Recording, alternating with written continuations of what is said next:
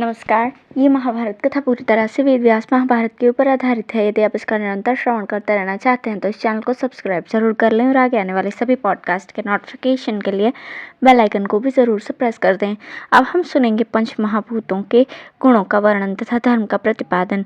भीष्म जी कहते हैं, युधिष्ठिर, प्रज्वलित अग्नि के समान तेजस्वी भगवान व्यास जी ने अपने पुत्र सुखदेव को पहले जिस प्रकार भूतों के गुणों का प्रतिपादन किया था उसे मैं फिर तुम्हें बतला रहा हूँ, सुनो। स्थिरता, भारीपन, कठिनता, बीज को अंकुरित करने की शक्ति, गंध को ग्रहण करने की शक्ति, मोटापन, संघात, आश्रय देना, सहनशीलता और धारण शक्ति, ये सब पृथ्वी के गुण हैं। शीतलता, रस, क्लेद, द्रवत्व, स्नेह, सौम्य भाव, जिह्वा, टपकना, बर्फ आदि के रूप में जम जाना और पार्थिव पदार्थों को पकाना, ये जल के गुण हैं। दुर्घर्ष होना, जलना, तपाना, परिपाक, प्रकाश, शोक, राग, शीघ्रगमन, तीक्ष्णता और लपटों का ऊपर की ओर जाना, ये अग्नि के गुण हैं। स्पर्श, वागिंद्रिय का स्थान, चलने में स्वतंत्रता, बल, शीघ्रगामिता, शरीर के मल को बाहर निकालना, उत्क्षेपण आदि कर्म, श्वास प्रश्वास आदि की क्रिया, प्राण तथा जन्म और मरण, ये वायु के गुण हैं।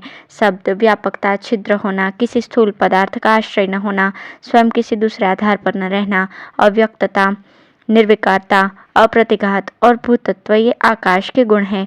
पंच महाभूतों के ये 50 गुण बताए गए हैं। धैर्य, तर्क वितर्क में कुशलता, स्मरण, भ्रांति, कल्पना, क्षमा, शुभ संकल्प, अशुभ संकल्प और चंचलता, ये मन के 9 गुण हैं। इष्ट और अनिष्ट वृत्तियों का नाश करना, उत्साह, चित्त को एकाग्र करना, संदेह और निश्चय, ये 5 बुद्धि के गुण हैं।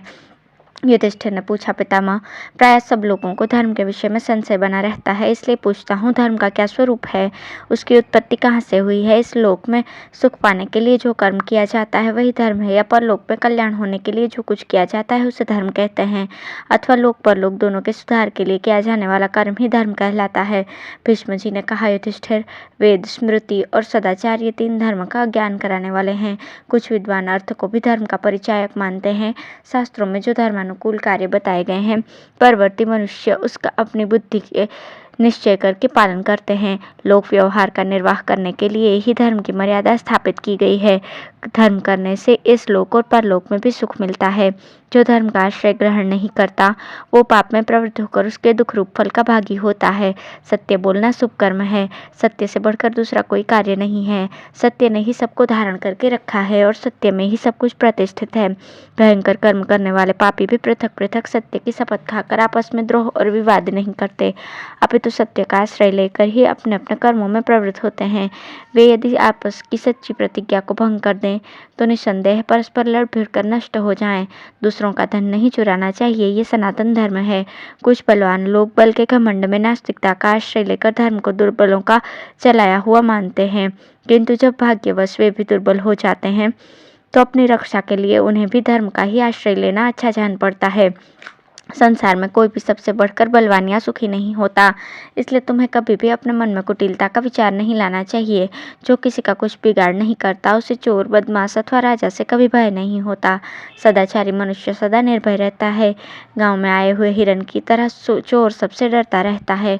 वो अनेकों बार दूसरों के साथ जैसा अत्याचार कर चुका है दूसरों को भी वैसा ही अत्याचारी समझता है, किंतु जिसका स्वभाव शुद्ध है उसे कहीं से कोई खटका नहीं होता।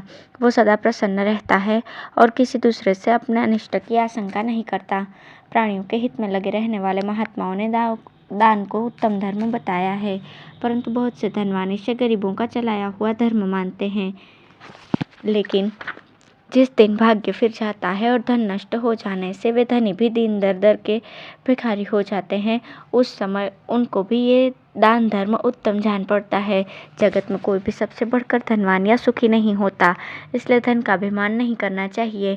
मनुष्य दूसरों के जिस बर्ताव को अपने लिए ठीक नहीं समझता दूसरों के साथ भी वैसा बर्ताव न करे, क्योंकि जो अपने लिए अप्रिय है वो दूसरों के लिए भी अप्रिय हो सकता है। जो स्वयं दूसरे की स्त्री के साथ व्यभिचार करता है वो और किसी को वही कर्म करते देखकर उसके विरुद्ध क्या कह सकता है? उसे दूसरे को दुराचारी कहने का कोई अधिकार नहीं है। किंतु वो मनुष्य भी यदि अपनी स्त्री के साथ दूसरे पुरुष को आसक्त पा जाए तो उसे बर्दाश्त नहीं कर सकता, ऐसा मेरा विश्वास है। जो स्वयं जीवित रहना चाहता हो उसे दूसरे के प्राण लेने का क्या अधिकार है? मनुष्य अपने लिए जो जो सुख सुविधा चाहता है वही वही दूसरे को भी मिले, ऐसा विचार कर अपने उपयोग से जितना धन बच जाए उसे गरीबों को बांट देना चाहिए। इसलिए विधाता ने धन की वृद्धि के लिए कुशील वृत्ति का प्रचार किया है।